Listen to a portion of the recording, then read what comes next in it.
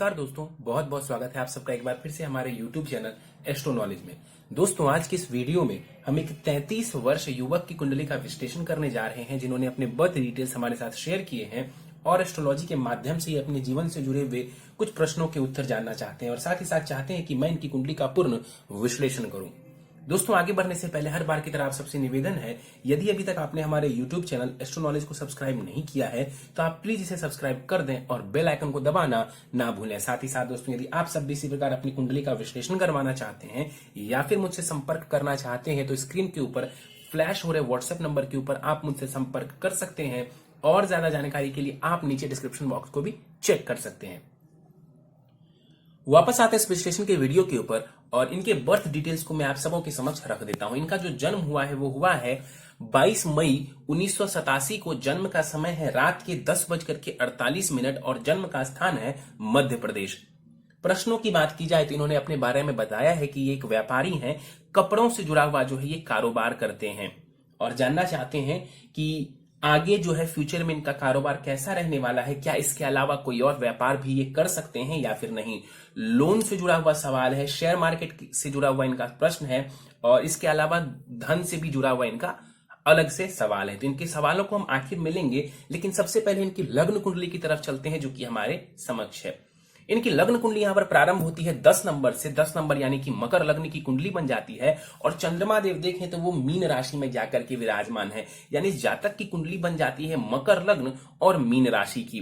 लग्न का मान देखें तो लग्न 4 डिग्री का, यानी कि लग्न के पास बहुत ज्यादा बलाबल नहीं है। लग्नेश बनते हैं शनि देव, जो कि जाकर के लाभ स्थान में वक्री होकर के विराजमान है। मकर लग्न वाले जातकों के स्वभाव की बात करें तो ऐसे लोग मेहनती होते हैं, जीवन में संघर्ष करते हैं और रहस्यमयी स्वभाव के होते हैं और कहीं ना कहीं इनके अंदर जो है कई सारी बातें इनके दिल में चलती रहती है। यहां पर इनके लग्न को देखें तो यहां पर लग्नेश जाकर के शनि लाभ स्थान में बैठा हुआ है, तो जातक अपनी मेहनत से, अपने पराक्रम से जीवन में लाभ हासिल करने वाला होगा। तीसरे भाव की तरफ चलते हैं। तीसरे भाव में 3 ग्रह युति बना करके विराजमान है। यहां पर चंद्रमा और राहु की युति से ग्रहण दोष, गुरु राहु की युति से चांडाल दोष और गुरु और चंद्रमा की युति से गज केसरी योग का निर्माण हो रहा है। तो कुछ दोष और कुछ योग तीसरे भाव में बनते हुए नजर आ रहे हैं। चंद्रमा को ले लेते हैं सबसे पहले। चंद्रमा यहां पर मीन राशि में बैठा हुआ है और मीन राशि में चंद्रमा जो है वो वैसे अच्छा रिजल्ट देते हैं, लेकिन देखिए चंद्रमा क्या है तो वो खुद जल तत्व प्रधान है और कैसी राशि में बैठा तो जल तत्व की राशि में बैठा। तो ऐसे में क्या होता है कि जातक का जो मन है वो बहुत ज्यादा शांत नहीं रहता, मन में कई प्रकार के विचार आते रहते हैं, स्थिर मन नहीं देता है, स्थिरता कम कर देता है। अब यहां पर और साथ में देख लें तो राहु देव बैठे हुए हैं। अब राहु और चंद्रमा की युति क्या है कि मन में तो पहले से ही विचार आते ही हैं, क्योंकि चंद्रमा का स्वभाव चंचल है, ऊपर से राहु का साथ मिल गया तो ये और उसमें जो है कई तरीके के नेगेटिव विचार को भी देने वाला होता है। तो कई बार मन में कई तरीके के विचार आते रहते हैं। यहां पर देखा जाए 9 डिग्री का चंद्रमा है और इस कुंडली में चंद्रमा को देखें तो वो सप्तमेश है। सप्तम भाव यानी कि पत्नी से जुड़ा हुआ भाव होता है। बिजनेस से भी जोड़ करके देखते हैं, पार्टनरशिप से जोड़ करके देखते हैं। जाकर के यहां पर जो चंद्रमा है वो तीसरे भाव में बैठे हुए हैं। स्थिति बढ़िया है। यहां पर तीसरे भाव में बैठ करके चंद्रमा कहीं ना कहीं आपको पत्नी की तरफ से लाभ ही देने वाला होगा, नुकसान की कोई बात नहीं, क्योंकि यहां पर नवम पंचम का योग कुंडली के सप्तम भाव से चंद्रमा देव बना रहे हैं। बेसिकली यहां पर चंद्रमा और राहु का साथ में बैठना आपके मानसिक स्वास्थ्य के लिए बढ़िया नहीं कहा जा सकता है। जिनकी भी कुंडली में चंद्रमा राहु की युति हो, कहीं ना कहीं उनका जो मन है वो स्थिर नहीं रहता है। गुरु को देख लेते हैं। 25 डिग्री के साथ बाल अवस्था में यहां पर गुरु बैठे हुए हैं। इस कुंडली में गुरु को देखें तो वो तृतीयेश हैं और वो द्वादशेश हैं। कारक ग्रह नहीं है गुरु इस कुंडली में, अकारक ग्रह माना जाएगा। जाकर के गुरु तीसरे भाव में अपने ही घर में यहां पर बैठा हुआ है। जो भी ग्रह अपने घर में बैठते हैं तो निश्चित रूप से उनका जो बल है वो बढ़ जाता है। तो यहां पर गुरु तीसरे भाव के बल को बढ़ा देंगे। तीसरा भाव होता है छोटे भाई बहन का, तीसरा भाव होता है साहस पराक्रम मेहनत का, छोटी मोटी यात्राओं का। इन सभी चीजों में यहां पर जो गुरु हैं ये आपको लाभ देने वाले होंगे, यानी आपके पराक्रम को बढ़ा करके आपको लाभ दे देंगे। यहां पर आप दौड़ भाग भी करते हैं, मेहनत करते हैं, तो उस मेहनत का आपको ये लाभ देने वाला होगा। यहां पर देखा जाए तो गुरु की दृष्टि पड़ेगी कुंडली के 7वें भाव के ऊपर। वैवाहिक जीवन के लिए गुरु की दृष्टि पड़ना 7वें भाव के ऊपर बहुत ही बढ़िया है। अपनी उच्च की राशि को देखेंगे तो लाभ ही देंगे बिजनेस में, और कहीं ना कहीं वैवाहिक जीवन में आपको गुरु से संबंधित लाभ ही देखने को मिलेगा। कुंडली के 9वें भाव के ऊपर गुरु की दृष्टि पड़ेगी, यात्राएं देने वाले होंगे, भाग्य का आपको साथ मिलने वाला होगा। किस माध्यम से? तो मेहनत के माध्यम से।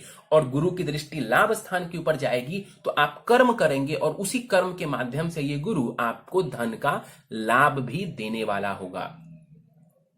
राहु साथ में बैठा हुआ है तो क्या होता है कि राहु और गुरु का यदि साथ हो जाए, इसे हम चांडाल दोष जरूर कहते हैं, लेकिन यहां पर क्या है कि आपका गुरु स्वग्रही है। गुरु स्वग्रही होने की वजह से यहां पर चांडाल दोष का प्रभाव बहुत ज्यादा देखने को नहीं मिलेगा, क्योंकि गुरु अपने घर में बैठे हुए हैं तो गुरु दूषित नहीं होंगे यहां पर बहुत ज्यादा। तो यहां पर गुरु ओवरऑल देखा जाए तो बढ़िया रिजल्ट ही देने वाला होगा। तीसरे भाव में यहां पर राहु बैठे हुए हैं और तीसरे भाव में राहु कारक हो जाते हैं। अब देखिए तीसरे भाव में राहु बैठा है मीन राशि में और साथ में गुरु बैठ गए, तो यहां पर राहु भी आपके बल को, आपके पराक्रम को बढ़ाने वाला होगा। आपके बल को, आपके पराक्रम को यहां पर राहु बढ़ाने वाला होगा। हाँ, इतना जरूर है कि तीसरे भाव में यदि राहु बैठ जाए तो ये छोटे भाई के साथ संबंधों के लिए, यदि आपके छोटे भाई हैं तो उनके साथ संबंधों के लिए ये बढ़िया नहीं कहा जा सकता है। यहां पर राहु बैठ करके कुंडली के 7वें भाव को देखेगा, 7वें भाव के ऊपर इनकी दृष्टि पड़ेगी तो यहां पर आपके व्यापार में थोड़ा उतार चढ़ाव दे सकते हैं। राहु की दृष्टि पड़ेगी कुंडली के भाग्य भाव के ऊपर, भाग्य संबंधित उतार चढ़ाव दे सकता है। और लाभ स्थान के ऊपर राहु की दृष्टि धन का लाभ तो देगी, लेकिन राहु की दशा यदि चलती है तो उसमें भी आप देखेंगे स्टेबिलिटी आपको देखने को नहीं मिलेगी, क्योंकि यहां पर राहु दृष्टि डालेंगे लाभ भाव के ऊपर तो स्टेबिलिटी में कमी ला देंगे। और वैसे भी वृश्चिक राशि के ऊपर जो राहु का प्रभाव है वो बहुत बढ़िया नहीं माना जाता है। यहां पर राहु युवावस्था के हैं, बलाबल बहुत बढ़िया है राहु के पास। कुंडली के चतुर्थ भाव को देख लेते हैं। चतुर्थ भाव में यहां पर शुक्र विराजमान है, 12 डिग्री का शुक्र यहां पर विराजमान है और बलाबल शुक्र के पास बढ़िया माना जाएगा। युवावस्था के शुक्र हैं। इस कुंडली में शुक्र को देखें तो वो सुखेश है और वो कर्मेश भी है, यानी कि एक योग कारक ग्रह है। इस कुंडली में, मकर लग्न की कुंडली में जो शुक्र है ये सबसे ज्यादा कारक होता है, इसलिए इसको हम योग कारक कहते हैं। बैठा है यहां पर सुख भाव में, मंगल की राशि में बैठा है शुक्र और तात्कालिक मैत्री में भी है। इस वजह से यहां पर शुक्र आपको बढ़िया लाभ देने वाला है। शिक्षा, संतान की तरफ से आपको सुख देखने को मिलेगा। साथ ही साथ जो है शुक्र की दृष्टि देखें तो 10वें भाव के ऊपर पड़ रही है, अपने ही घर को शुक्र देखेंगे तो आपके करियर को ये बढ़िया बनाने वाला होगा, करियर में आपको लाभ देने वाला होगा। और चतुर्थ भाव में यदि शुक्र बैठ जाए तो ये वाहन सुख को बढ़ा देता है, मकान सुख, वाहन सुख को बढ़ा देता है, जीवन में ऐश्वर्य देने वाला बन जाता है। तो यहां पर शुक्र की स्थिति बहुत ही बढ़िया मानी जाएगी। कारोबार में, व्यापार में, ये सभी जगह आपको लाभ देने वाला होगा। कुंडली के 5वें भाव को देख लेते हैं। सूर्य और बुध की युति यहां पर बुध आदित्य योग का निर्माण करती है। बुध आदित्य योग आपके 5वें भाव में बन रहा है, जो कि शिक्षा का होता है और आपके मेंटल एबिलिटी का भी होता है। तो निश्चित रूप से सूर्य और बुध की युति आपको कहीं ना कहीं इंटेलिजेंट बना रही है। क्यों? क्योंकि ये युति 5वें भाव में हो रही है, 5वें भाव में। तो आपके माइंड को ये शार्प करने वाला होगा, ये आपको इंटेलिजेंट बनाने वाला होगा। बुध को देख लेते हैं। बुध इस कुंडली में षष्ठेश हैं और भाग्येश भी हैं। भाग्येश हैं तो कारक ग्रह है। अब त्रिकोण का स्वामी जाकर के त्रिकोण में बैठा हुआ है, तो यहां पर बुध राजयोग एक प्रकार का बना रहे हैं और यहां पर बैठ करके बुध भी आपको भाग्य से जुड़ा हुआ लाभ करवाने वाले होंगे। संतान संबंधित भी आपको ये लाभ देने वाले होंगे। 24 डिग्री का बाल अवस्था का बुध यहां पर बैठा हुआ है। बुध की दृष्टि लाभ स्थान के ऊपर पड़ेगी तो ये बुध भी आपको आपके इंटेलिजेंट के माध्यम से, आपके ज्ञान के माध्यम से आपको अच्छा खासा लाभ करवाएगा और साथ ही साथ भाग्य से जुड़ा हुआ लाभ भी आपको ये बुध देने वाला होगा। एक बात आपको शुक्र के बारे में बता दूं कि शुक्र यहां पर केंद्र त्रिकोण राजयोग बना रहा है, तो शुक्र की स्थिति और भी ज्यादा पॉजिटिव मानी जाएगी। सूर्य को देख लेते हैं। सूर्य यहां पर 7 डिग्री के साथ बैठे हुए हैं और यहां पर देखा जाए सूर्य को तो वृद्ध अवस्था की सूर्य यहां पर है। इस कुंडली में सूर्य कौन है? तो वो अष्टमेश है, कारक नहीं है। सूर्य अष्टमेश है तो अकारक ही माने जाएंगे। और जाकर के ये जो सूर्य देव है ये कुंडली के पंचम भाव में विराजमान है। इस कुंडली में सूर्य को हम कारक नहीं कह सकते, हालांकि सूर्य को अष्टमेश होने का कोई खास दोष नहीं लगता है। अब जाकर के सूर्य पंचम भाव में बैठे हुए हैं, तो यहां पर सूर्य के बैठे होने की वजह से क्या हो सकता है कि संतान के स्वास्थ्य का आपको ध्यान रखने की आवश्यकता होगी। संतान के स्वास्थ्य का आपको ध्यान रखने की आवश्यकता होगी। यहां पर बैठ करके सूर्य लाभ भाव को देखेंगे तो आपको ये धन का लाभ देने वाले होंगे। अष्टमेश है सूर्य, तो अचानक से भी कई बार आपको धन का लाभ देखने को मिलेगा। सूर्य यदि पंचम भाव में हो तो ये ज्ञान के लिए भी बढ़िया माना जाता है। सूर्य और शनि को यदि हम ध्यान से देखें तो सूर्य और शनि एक दूसरे को देख रहे हैं, मतलब परस्पर दृष्टि संबंध यहां पर सूर्य और शनि का बन रहा है। यह दृष्टि का संबंध जो है आपके आत्मविश्वास के लिए और पिता के साथ संबंधों के लिए और उनसे जुड़े सुख के लिए बहुत बढ़िया नहीं माना जाता है। मंगल को देख लें तो 7 डिग्री का मंगल यहां पर विराजमान है। यहां पर मंगल कुमार अवस्था के बैठे हुए हैं छठे भाव में। छठे भाव में मंगल को हम कारक मान लेते हैं। क्यों? क्योंकि यहां पर मंगल क्या करता है, आपके बल की वृद्धि कर देता है। आपके मेहनत करने वाले बल को जो है ये बढ़ा देता है, आपको मेहनती बनाता है। यहां पर मंगल को देखें तो वो सुखेश हैं और वो लाभेश हैं। मंगल कौन है इस कुंडली में, तो वो सुखेश हैं और ये लाभेश हैं। एक समग्रह मानेंगे मंगल को, कारक नहीं कहेंगे, लेकिन अकारक भी हम मंगल को नहीं कहेंगे। तो इस कुंडली में मंगल को देखा जाए तो मंगल एक समग्रह बनते हैं जाकर के ये छठे भाव में बैठे हुए। अब देखिए छठे भाव में मंगल का बैठना, सुखेश का जाकर के छठे भाव में बैठना, ये बहुत अच्छा नहीं है। किस चीज के लिए? तो माता के स्वास्थ्य के लिए ये अच्छा नहीं है और घर में थोड़े बहुत कलह की स्थिति ये खड़ी करवा सकते हैं। मकान का सुख चाहिए तो उसमें थोड़ा डिले करवा सकते हैं, क्योंकि चतुर्थ भाव से हम प्रॉपर्टी को देखते हैं और प्रॉपर्टी भाव के स्वामी ग्रह मंगल जाकर के छठे भाव में बैठे हुए हैं। इस वजह से हो सकता है कि आपको प्रॉपर्टी बनाने के लिए लोन लेना पड़े, आपको घर वगैरह निर्माण करने के लिए लोन लेने की आवश्यकता पड़े। मंगल जो है यहां पर वो लाभेश भी है और जाकर के ये छठे भाव में बैठे हुए हैं। तो आपने जो लोन से जुड़ा हुआ सवाल पूछा था वो यहां पर नजर आ रहा है आपकी कुंडली में कि लाभेश मंगल जाकर के ऋण के भाव में बैठे हुए हैं, छठे भाव में बैठे हुए हैं। तो जीवन में ऋण लेना पड़े तो उससे डरने की, घबराने की कोई भी आवश्यकता आपको नहीं है। ऋण लेकर के भी, लोन लेकर के भी आप अपना कार्य करते रहिए, आपके लिए इसमें कोई भी नुकसान वाली बात नजर नहीं आती है। इतना जरूर सलाह दूंगा आपको कि ऋण लें, लेकिन ऋण किसी को मत दें। यदि किसी को आप ऋण देंगे तो हो सकता है आपको वो धन वापस मिलने में परेशानियां देखनी पड़े।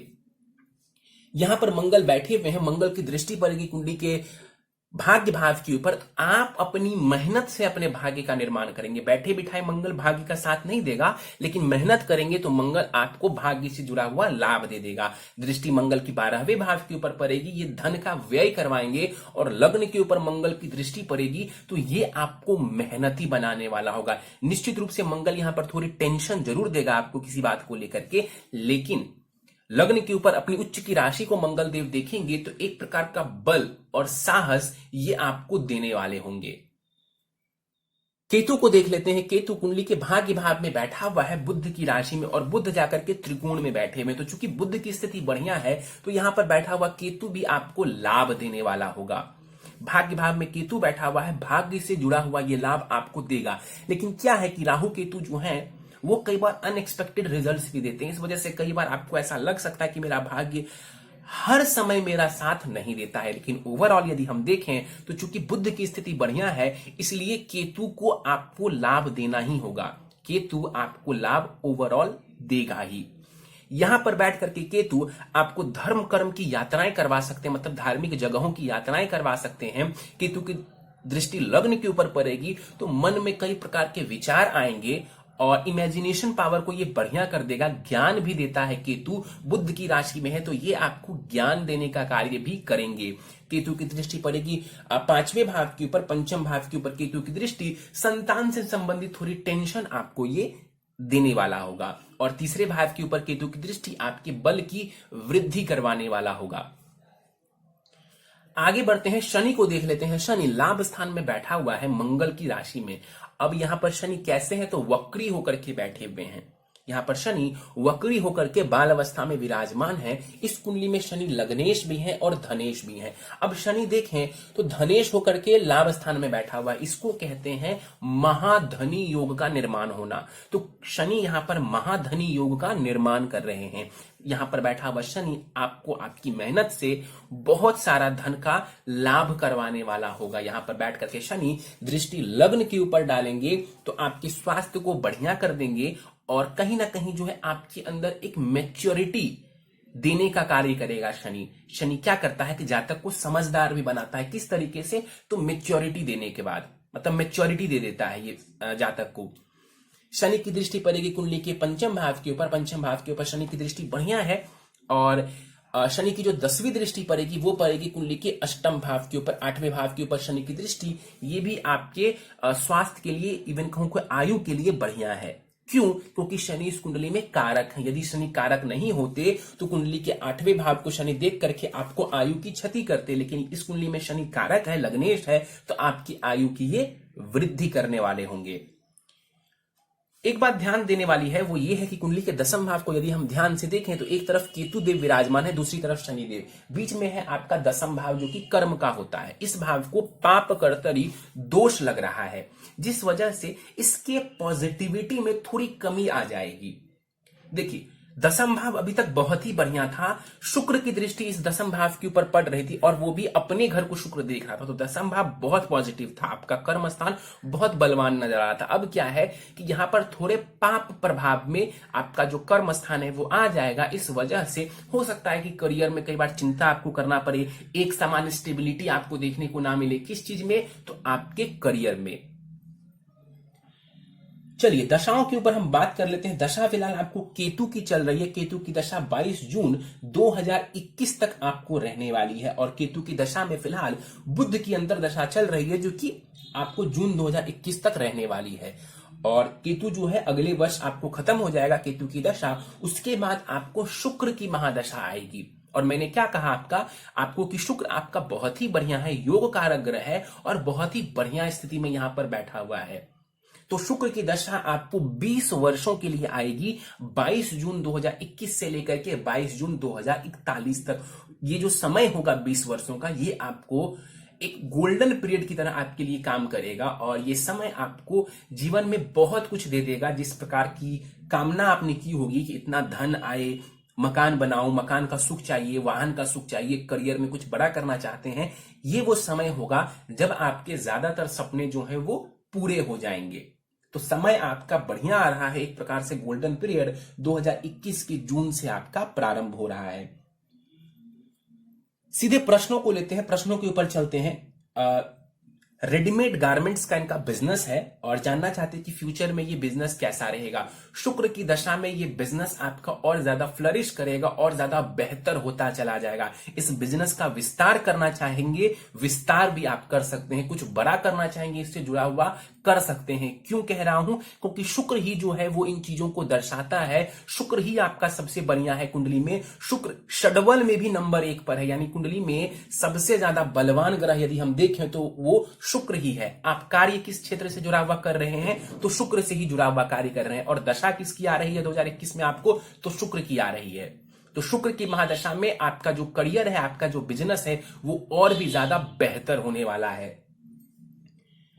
रेडीमेड गारमेंट्स का शोरूम है, बहुत बढ़िया काम आप कर रहे हैं। जानना चाहते हैं कि लोन से मैं कब तक फ्री हो जाऊंगा? देखिए आपके लिए लोन में रहना कोई चिंता की बात नहीं है, कोई चिंता की बात नहीं है आपके लिए लोन में रहना। आपके लिए चिंता की बात होनी चाहिए यदि आप किसी को धन देते हैं, किसी को लोन यदि आप देते हैं, उस बात की आप चिंता करिए। यदि आप धन लेते हैं किसी से लोन के माध्यम से, बैंक से लेते हैं, व्यक्ति से लेते हैं, कोई दिक्कत परेशानी नहीं है, आप लोन में भी रहेंगे, उसमें कोई घबराने वाली बात आपकी कुंडली में नजर नहीं आ रही है।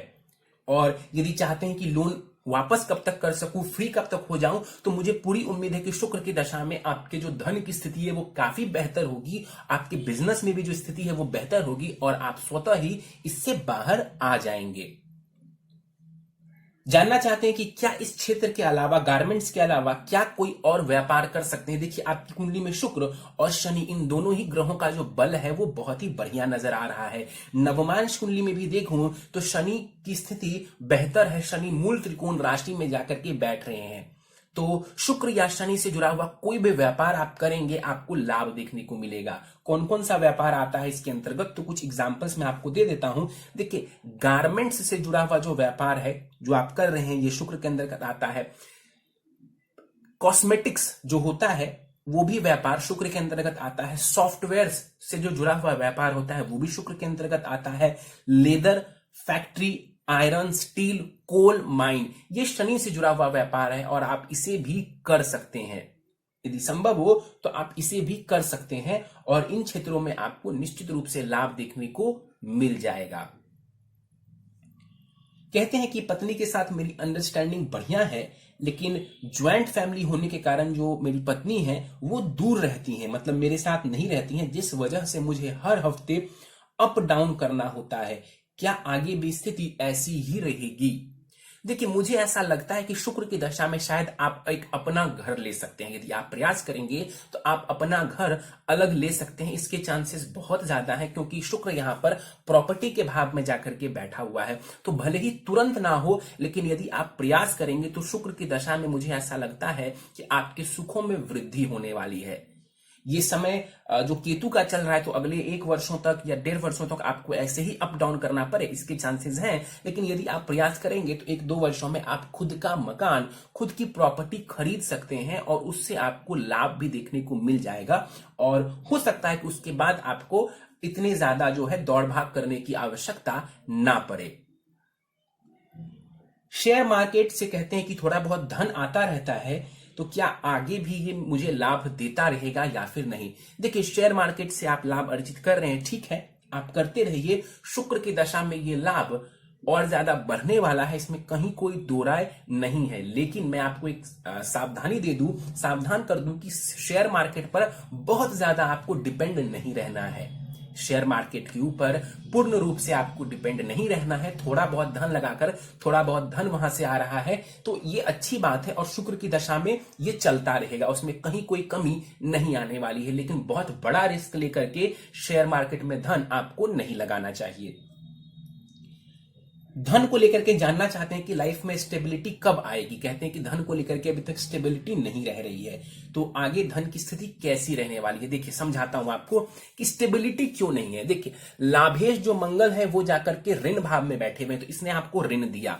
शनि क्या है कि वो धनेश है और जाकर के वो लाभ स्थान में बैठे हुए हैं, तो ये महाधनी योग बना रहे हैं। लेकिन वक्री है शनि, और आप मेरे जितने भी वीडियो निकाल करके देखेंगे, एक लाइन आपको वक्री के बारे में कॉमन मिल जाएगा कि मैं कहता हूं कि वक्री ग्रह अनिश्चितता देते हैं, स्टेबिलिटी को कम कर देते हैं। कहां बैठा हुआ है शनि? लाभ के स्थान में। किस चीज का लाभ? तो धन का लाभ। किन क्षेत्रों से जुड़ा हुआ अनस्टेबिलिटी आपको देगा? तो धन से जुड़ा हुआ धन आपको ये देते रहेंगे, इसमें कहीं कोई दो राय नहीं है, क्योंकि महाधन योग बना रहे हैं यहां पर। लेकिन स्टेबिलिटी को कम कर देंगे, कमजोर कर देंगे। क्यों? क्योंकि लाभेश जाकर के ऋण भाव में बैठा हुआ है और शनि वक्री होकर के यहां पर लाभ स्थान में बैठे हुए हैं। तो इस वजह से आपको घबराने की जरूरत नहीं है। आपकी कुंडली में योग अच्छे हैं धन के, धन कमाना अच्छा दिख रहा है आपकी कुंडली में, आप अच्छा खासा धन अर्जित कर सकते हैं। ऋण लेकर के भी कार्य करना पड़े तो करें, घबराने जैसी कोई भी बात नहीं है, कोई भी बात घबराने जैसी नहीं है। और शुक्र की दशा में आपको जो धन की स्थिति है, आपकी धन की जो स्थिति है वो बहुत बेहतर होगी, वो बहुत बेहतर होगी। क्यों? क्योंकि शुक्र लक्ष्मी है, तो निश्चित रूप से शुक्र की दशा चलेगी तो आपको धन का ज्यादा लाभ देखने को मिल जाएगा। आगे धन की स्थिति बेहतर ही होगी, खराब नहीं होगी।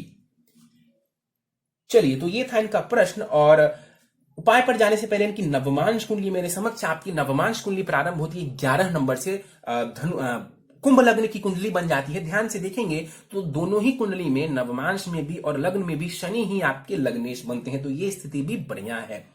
शनि वहां पर अपनी मूल त्रिकोण राशि में जाकर के बैठे हुए हैं, लग्न में स्थिति बहुत ही बढ़िया है, साथ में गुरु बैठा हुआ है, तो ये आपके वैवाहिक जीवन के लिए भी बढ़िया है और कहीं ना कहीं आपके हेल्थ के लिए भी बढ़िया माना जाएगा। इसके अलावा देखा जाए तो ज्यादातर जो ग्रहों की स्थिति है वहां पर वो बढ़िया मुझे नजर आ रही है। इतना जरूर है कि मंगल और राहु की युति आपके लाभ स्थान में हुई है नवमांश में। जैसे यहां लाभ स्थान में शनि वक्री होकर के बैठे हुए हैं, वहां क्या है कि मंगल और राहु युति बना करके बैठे हुए हैं। तो ये जो आपकी शिकायत है ना कि धन से जुड़ी हुई स्टेबिलिटी मुझे देखने को नहीं मिली है अभी तक, उसके पीछे का कारण लग्न कुंडली में भी मौजूद है और आपके नवमांश कुंडली में भी मौजूद है। लेकिन मैं आपको एक बात बहुत जिम्मेदारी से कहता हूं कि आपको इस बात से घबराने की कोई आवश्यकता नहीं है। आपके पास धन आएगा, शुक्र की दशा में धन की स्थिति और बेहतर होगी, तो घबराने जैसी कोई भी बात नजर नहीं आ रही है कुंडली में। चलिए उपाय को लेते हैं, उपाय के ऊपर चलते हैं, जिन उपायों से आपको और भी ज्यादा लाभ की स्थिति देखने को मिल जाएगी। प्रथम उपाय है नित्य श्री सुक्तम का पाठ करेंगे। शुक्रवार को मां लक्ष्मी को गुलाब का फूल अर्पित करेंगे। नीलम रत्न आप चाहें तो धारण कर सकते हैं। 7.25 रत्ती का नीलम दाहिने हाथ की मध्यमा उंगली में पंच धातु की अंगूठी में आप जड़वा करके कृष्ण पक्ष की संध्या काल को शनिवार के दिन धारण कर सकते हैं। सोमवार को शिवलिंग के ऊपर जल दूध से अभिषेक करेंगे। इससे कहीं ना कहीं आपका जो मन है वो शांत रहेगा और आपका चंद्रमा बेहतर होता चला जाएगा। नित्य हनुमान चालीसा का पाठ करेंगे सुबह शाम, और हर बुधवार को गणेश जी को दूर्वा अर्पित करेंगे मंदिर जाकर के उनके चरणों में। इससे कहीं ना कहीं आपको भाग्य से जुड़ा हुआ जो लाभ है, भाग्य से जुड़ा हुआ जो साथ है, वो मिलता रहेगा। चलिए दोस्तों, ये था इस 33 वर्ष युवक की कुंडली का विश्लेषण। मुझे उम्मीद है कि आपको हमारा यह कुंडली विश्लेषण का वीडियो पसंद आया होगा। यदि वीडियो पसंद आया तो आप इसे लाइक करें, शेयर करें। अभी तक आपने हमारा YouTube channel astro knowledge subscribe नहीं किया है तो आप प्लीज इसे सब्सक्राइब कर दें और बेल आइकन को दबाना ना भूलें। साथ ही साथ दोस्तों, यदि आप सब इसी प्रकार अपनी कुंडली का विश्लेषण करवाना चाहते हैं या फिर मुझसे संपर्क करना चाहते हैं तो स्क्रीन के ऊपर फ्लैश हो रहे व्हाट्सएप नंबर के ऊपर आप मुझसे संपर्क कर सकते हैं। और ज्यादा जानकारी के लिए आप नीचे डिस्क्रिप्शन बॉक्स को भी चेक कर सकते हैं। इस वीडियो में फिलहाल इतना ही दोस्तों, आप सभी का बहुत बहुत धन्यवाद।